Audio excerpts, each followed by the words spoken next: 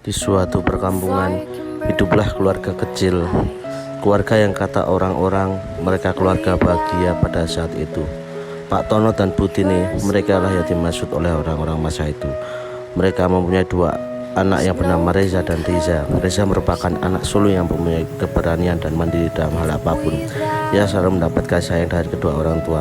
Meskipun begitu, tidak membuatnya menjadi anak yang manja dan bergantung pada orang tua. Hingga suatu hari ibunya melahirkan anak kedua, Riza, adik Reza. Namun setelah melahirkan, ibunya mengalami sakit keras dan mengharuskan ayahnya untuk membawa ke rumah sakit. Sekian lama di rumah sakit, nyawa Bu Tini tidak bisa diselamatkan. Hal itu membuat Reza dan ayahnya terpukul atas kepergian istri sekaligus ibu bagi anak-anaknya. Bu Tini meninggal pada saat Riza berusia 3 bulan. Sejak saat itu, Reza yang menggantikan semua pekerjaan ibunya. Ia dan ayahnya juga merawat Reza dengan penuh kasih sayang. Seperti dahulu, ibunya merawat Reza sewaktu kecil. Sering berjalannya waktu, Reza pun menginjak usia 4 tahun. Ia tumbuh menjadi anak yang mandiri dan bertanggung jawab. Namun suatu hari ketika sekolah, ia sering melihat teman-temannya selalu diantarkan oleh ibunya. Lantas hal itu membuat ia bertanya-tanya, sebenarnya ibuku di mana? Mengapa tidak mengantarkan dan menjemputku sekolah seperti ibu mereka, ucap Riza dalam hati. Ketika pulang sekolah, ia menanyakan hal itu kepada ayahnya. Namun ayahnya hanya berucap, ibumu sudah pergi. Riza pun masih tidak mengerti apa maksud dari perkataan ayahnya, sehingga ia meminta ayahnya untuk menceritakan tetapi ayahnya menyuruhnya untuk tidur. Saat kakaknya pulang, ia menanyakan kemana ibu. Kak, ibu di mana sih? Dari kecil Riza nggak pernah lihat muka ibu bagaimana, kayak gimana. Ibu bekerja di luar negeri. Jangan tanya lagi ya Riza. Apa ibu nggak pernah pulang, Kak? Kenapa kakak menangis? Kakak cuma rindu sama ibu, Riza. Itu Riza menceritakan semua kejadian pada saat di sekolah. Kakak pun hanya bisa memberi semangat agar Riza selalu semangat untuk bersekolah.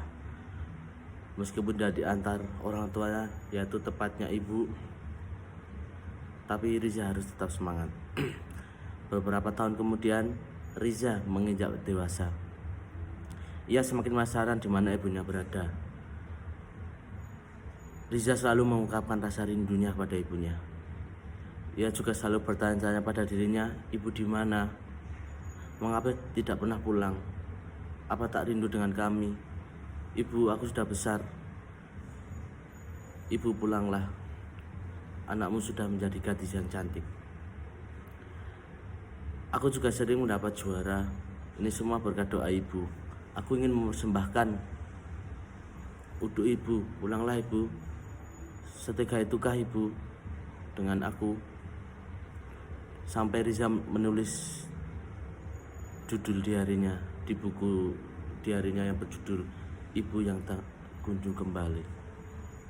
Setiap hari ia menulisnya dan menceritakan segala kegiatannya. Hingga suatu hari Riza menangis dan merasa bersalah pada adiknya. Setelah itu ia menceritakan pada ayahnya, dan mereka memutuskan untuk memberitahu Riza apa yang sebenarnya telah terjadi pada ibunya.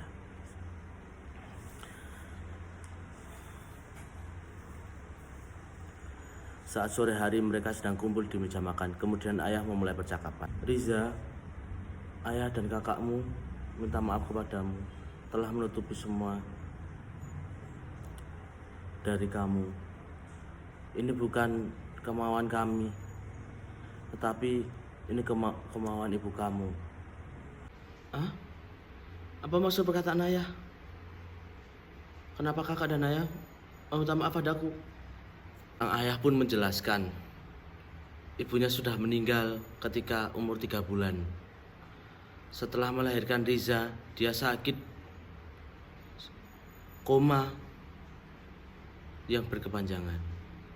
Mendengar cerita tersebut, Riza tak kuasa membendung air mata yang mengalir deras.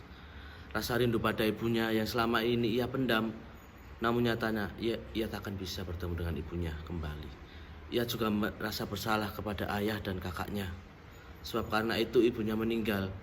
Akan tetapi ayah dan kakaknya pun menguatkan dan menjelaskan padanya bahwa ini semua sudah takdir yang tak bisa dihindari oleh manusia. Keesokan harinya, Riza dan keluarga berziarah ke makam ibu. Ia mengungkapkan rasa rindunya selama 16 tahun yang ia pendam. Ia juga berjanji pada ibunya akan tetap semangat menjalani kehidupan sehari-hari, dan ia pun berterima kasih kepada ayah dan kakaknya yang selalu menguatkan dirinya dan selalu menyayangi Riza dengan tulus dan kasih sayang. Dan sejak saat itu Riza tumbuh dewasa.